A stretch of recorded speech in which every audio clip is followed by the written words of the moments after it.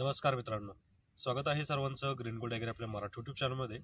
मित्रांनो, आज मी तुम्हाला सांगणार आहे कमीत कमी कालावधीमध्ये कोणती पिकं घेतली पाहिजेत, कशी घेतली पाहिजेत आणि वैयक्तिक मी सुद्धा ती पिकं आता घेतोय. इथं आपल्याकडं बियाणं आहे, बियाणं कोणतं आहे ते पण मी तुम्हाला सांगणार आहे, किती घेतलं आहे ते पण मी तुम्हाला सांगणार आहे आणि नियोजन कसं केलं पाहिजे, खास करून येत्या पुढच्या काळामध्ये तेजी असेल किंवा मंदी असेल याचा आपल्याला काहीही अंदाज नाहीये. तर अशा परिस्थितीमध्ये आपलं नियोजन कसं असलं पाहिजे की ज्याच्यामुळं किमान आपल्याला तोट्याला सामोरं जावं नाही लागलं पाहिजे.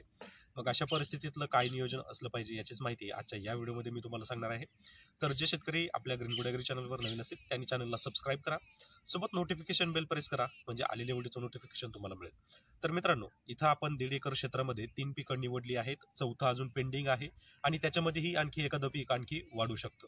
तर आजच्या व्हिडिओमध्ये मी तुम्हाला सांगणार आहे की कमीत कमी कालावधीमध्ये येणारे पिकं, यामध्ये 2 पिकं आहेत, एक तर मेथी आणि दुसरं कोथिंबीर. कारण जेमतेम एका महिन्यामध्ये आपल्याला पैसा मिळतो. पण लागवड नियोजन कसं असलं पाहिजे, बियाणं कोणतं आहे किंवा कोणतं निवडलंय याची माहिती पण मिळालीच पाहिजे. कारण फक्त पिकं सांगून फायदा नाहीये. तर इथं आपण धना जो घेतलेला आहे, तर हा आंध्रा गोल्डन हा धना आहे. साधारणतः 110 रुपये किलोपर्यंत हा धना मिळतो आपल्याला मार्केटमध्ये. अगदीच तुम्ही नाही म्हटलं तर 10 गुंठ्यामध्ये अगदी 2 किलोपर्यंत आरामशीर धना लावू शकता. त्याच्यानंतर ही डॉलर मेथी आहे, म्हणजे जी लाल कोर येते पानाला त्या कोरीचं हे बियाणं आहे. हे तुम्हाला लोकल मार्केटमध्ये कुठंही मिळून जातं. याच्यामध्ये काही फारसं ब्रँडिंगवर लक्ष देण्याची गरज नाहीये, कारण लाल कोर म्हटलं की सगळ्यांनाच आवडते. आणि हे जे तिसरं पीक आपलं आहे तर ते म्हणजे निर्मलची 112, म्हणजेच 12 नंबर, फक्त 12 नंबर, जी नंदिनी ही व्हरायटी, तर ही सुद्धा आपण लागवड केलेली आहे. आता याच पिकामध्ये आपण चौथं पीक जे घेतोय तर ते आपलं चवळी असणार आहे किंवा भेंडी. आपण बाजाराच्या किंवा बाजारमध्ये जाऊन थोडंसं एक अभ्यास करूनच आपण ते पिकाची लागवड करणार आहे किंवा ते पीक आपण ठरवणार आहोत. जनरली आपण ज्यावेळेस बाजारामध्ये जातो तर ते बाजार आपल्याला अंदाज देऊन सांगतो की कोणत्या पिकाची आवक वाढते, कोणत्या पिकाची तेजी वाढते किंवा मंदी वाढते. त्यानुसारच आपण हे नियोजन करत असतो आणि त्यासोबत मी तुम्हाला बाजारभाव सुद्धा सांगत असतो.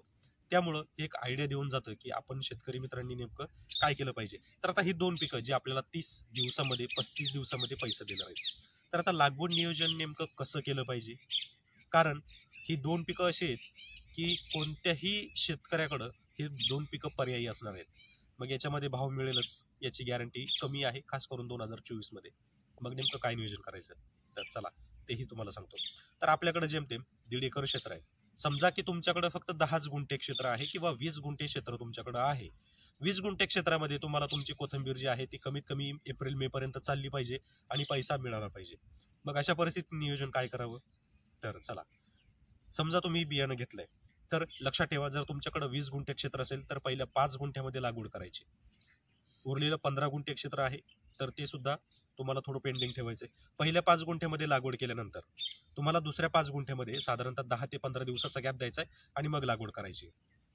त्यानंतर तिसरा टप्पा जो आहे त्याच्यामध्ये सुद्धा तुम्हाला 10 ते 15 दिवसाचाच गॅप ठेवायचा आहे आणि चौथ्या टप्प्यामध्ये सुद्धा तुम्हाला 10 ते 15 दिवसाचा गॅप ठेवायचा आहे. जर तुम्ही साधारणतः 10 दिवसाचा गॅप ठेवत असाल तर 1 महिन्यामध्ये तुमचे सगळे प्लॉट लागतात आणि पुढच्या सगळ्या 3 महिन्यामध्ये तुमचा पूर्ण प्लॉट निघतो. म्हणजे तुम्ही जर आता फेब्रुवारीमध्ये जर स्टार्ट केलं तर मार्च, एप्रिल आणि मे पर्यंत तुमचा प्लॉट चालेल. मे सुरुवात किंवा मेच्या मध्यंतरापर्यंत तुमचा हा प्लॉट चालेल. म्हणजे एकंदरीत तुम्ही अर्धा एकर जी कोथिंबीर आहे तर ती तुम्ही रेग्युलर मे पर्यंत घेऊ शकता आणि त्याच प्रमाणात पहिला प्लॉट निघाला की दुसऱ्या प्लॉटला पण तुम्ही परत तयारी करू शकता. तोच पॅटर्न आपल्याला मेथीमध्ये सुद्धा तोच वापरायचा आहे. मेथी सुद्धा आपल्याला वेगवेगळ्या टप्प्यामध्ये लावायची आहे. खास करून तुम्हाला मेची जी लागवड असणार आहे, मे सुरुवातीची लागवड, ती लागवड शेतकऱ्यांना जास्तीत जास्त फायदेशीर ठरणार आहे.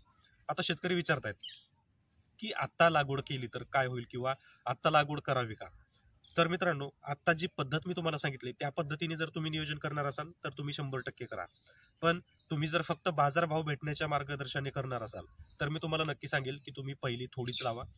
एप्रिलच्या नंतर तुम्ही जास्त करू शकता, कारण याच्यामध्ये एप्रिल नंतर खूप जास्त हीट वाढते, टेम्परेचर वाढते, पाण्याचा तुटवडा खूप जास्त प्रमाणात निर्माण होतो आणि मग अशा परिस्थितीत बरेचसे शेतकरी आपला प्लॅन कॅन्सल करतात. आणि मग अशा परिस्थितीत जर तुमच्याकडे ऑप्शन अवेलेबल असेल तर तुम्ही निश्चित जास्त क्षेत्रामध्ये जाऊ शकता. पण सध्याच्या परिस्थितीमध्ये तुम्हाला जर पैसा कमवायचा असेल तर थोड्या थोड्या टप्प्याटप्प्याने लागवड करा. टप्प्याटप्प्याने लागवड केल्याचे फायदे पण आहेत. आता फायदे काय आहेत? तर टप्प्याटप्प्याने जर लागवड केली तर आपण जनरली आपलं जे लोकल मार्केट आहे किंवा जो लोकल मोंढा जो आहे तो आपण टार्गेट करतो, किंवा जे लोकल हात विक्री करतात आपण त्यांना टार्गेट करतो. अशा परिस्थितीत आपल्याला 5 ते 6 रुपये किंवा 7 रुपये सुद्धा आवकनुसार आपल्याला रेट मिळतो. तो जर आपण जर अर्धा एकर, 1 एकर जर एवढी मात्रेमध्ये जर आपण लागवड केलेली असेल, तर मग मात्र आपल्याला उक्ता प्लॉट द्यावा लागतो. मग उक्ता प्लॉट असतो 20,000 रुपये, 25,000 रुपये, फार तर 30,000 रुपये अशा परिस्थितीत आपल्याला द्यावा लागतो. 25-30,000 रुपये जर प्लॉट द्यायचं म्हटलं, तर त्यामध्ये जवळ-जवळ 10 ते 15,000 रुपये आपला खर्च झालेला असतो. मग 10-15,000 रुपयामध्ये जर अर्धा एकर आणि 1 एकर जर कोथिंबीर असेल किंवा मेथी असेल, ती जर द्यायची असेल, तर ती आपल्याला परवडत नाही. आणि खूप जास्त माल वन टाईम आल्यामुळं आपण त्याचं नियोजन सुद्धा करू शकत नाही. परिणामी आपला जो नफा आहे हा पूर्ण कमी होतो. म्हणून इथं तुम्ही टप्प्याटप्प्याने जर लागवड केली तर तुम्ही त्याच्यामध्ये 100% फायदेशीर राहू शकाल. कारण आपले काही शेतकरी मित्र आहेत जवळचेच, जे रेग्युलर करतात. 10 गुंठेच करतात, पण रेग्युलर करतात. 10 गुंठ्यामध्ये अगदीच 30,000 रुपयेपर्यंत ते सहज कोथिंबीर विकतात. मागे पण मी तुम्हाला व्हिडिओ टाकला होता की ऊसामध्ये हरभरा आणि कोथिंबीर लावलेली. तेच शेतकरी आहेत जे रेग्युलरमध्ये कोथिंबीर करतात. 10 गुंठे कोथिंबीर करायची, पण 25-30,000 रुपये आरामशीर मिळून जातात. अशाच परिस्थितीनं तुम्ही जर नियोजन केलं तर तुम्हाला ही पिकं सुद्धा पैसा देतील. तुम्ही क्वांटिटीपेक्षा सध्या क्वालिटीकडे लक्ष द्या. क्वांटिटीकडे तुम्ही त्यावेळेस लक्ष द्या ज्यावेळेस कोणाकडे नसणार आहे त्यावेळेस.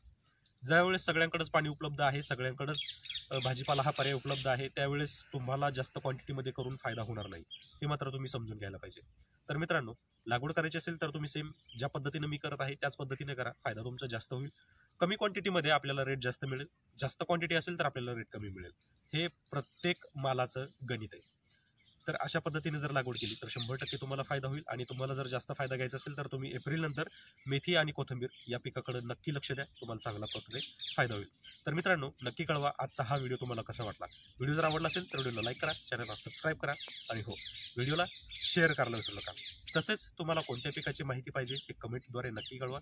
त्याचंही आपण नियोजन पूर्ण देण्याचा प्रयत्न करू. तर चला भेटूया पुढच्या व्हिडिओमध्ये. तोपर्यंत धन्यवाद.